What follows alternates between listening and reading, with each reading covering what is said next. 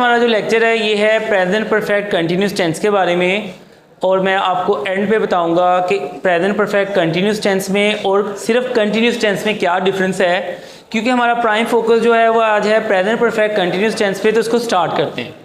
सबसे पहले इसका स्ट्रक्चर जानना ज़रूरी है। आप ये जान लें, सबसे पहले सब्जेक्ट है, उसके बाद हैज़ या हैव दोनों में से किसी एक का इंतखाब करना है, उसके बाद बीन है, फिर फर्स्ट फॉर्म ऑफ वर्ब है, फिर ऑब्जेक्ट है, फिर सिंस या फॉर्म में आपने डिफरेंस देखना है। अब दोनों की अगर हम बात करते हैं हैज़ या हैव, ये मैंने बारहा आपको बताया है, आई वी यू दे या जमा नाम के साथ हम हैव का इस्तेमाल करेंगे, ही शी इट या सिंगुलर नेम के साथ हम हैज़ का इस्तेमाल करेंगे। अगर हम बात करते हैं बीन की, तो ये बी की थर्ड फॉर्म तक अगर हम देखते हैं तो ये परफेक्ट टेंस हो गया।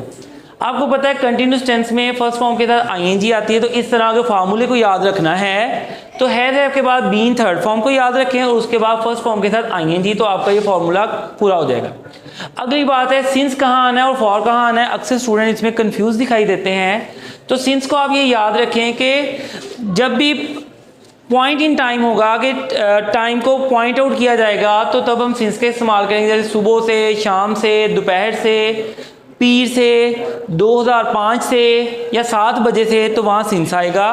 फॉर जो है ये ड्यूरेशन को बताएगा, 2 घंटे से, 3 दिन से, तो तब हम फॉर का इस्तेमाल करेंगे।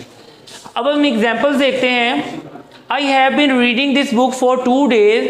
2 डेज जो है ये मुद्दत को शो कर रहा है, दैट्स वाई हमने फॉर का इस्तेमाल किया। मैं 2 दिन से ये किताब पढ़ रहा हूँ। तो अगले सेंटेंस में देखते हैं, Aslam has been suffering from fever for a week. Week जो है ये एक ड्यूरेशन को बता रहा है, दैट्स वाई हमने फॉर का इस्तेमाल किया। और यहाँ पे आप देखें असलम के अकॉर्डिंगली हमने हैज़ का इस्तेमाल किया। अगर ये नेगेटिव बनाना है तो हैज़ या हैव के बाद हम नॉट का इस्तेमाल करेंगे। She has not been waiting for you, वो आपका इंतज़ार नहीं करती रही है। तो इसमें आपने ये देखा कि शी के अकॉर्डिंगली हमने हैज़ का इस्तेमाल किया, फिर नॉट है, बीइंग के बाद फर्स्ट फॉर्म के साथ आईएनजी है, फॉर यू यहाँ पे आगे ये नहीं बताया गया कि टाइम क्या है, तो पास्ट, इसका मतलब ये पता चल रहा है कि पास्ट में काम शुरू हुआ और उसके असरात अभी तक हैं। तो ऐसा भी हो सकता है फिक्रे में जो सिंस और फॉर के बगैर हो, लेकिन हमने ये आइडिया लेना है कि काम काफ़ी देर से जारी है।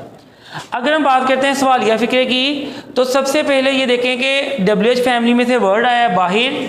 यू के अकॉर्डिंगली हमने हैव का इस्तेमाल किया है। When have you been living here, आप कब से यहाँ रह रहे हैं, तो ये मुद्दत पूछी जा रही है, तो दैट्स वाई व्हेन शुरू में आ गया। यू के बाद हमने बीन का इस्तेमाल करना है और इसके अकॉर्डिंगली हमने हैव का इस्तेमाल करना है। जो सबसे इंटरेस्टिंग पॉइंट ये है वो यहाँ ये है कि आपने डिफरेंस जानना है कि आपको कैसे पता चलेगा ये परफेक्ट कंटिन्यूस है या सिंपल कंटिन्यूस है। ये देखें, अगर फिक्र मैं कहता हूँ आई एम टीचिंग, जैसे इस वक्त मैं पढ़ा रहा हूँ, ये सिर्फ काम के जारी रहने को बता रहा है।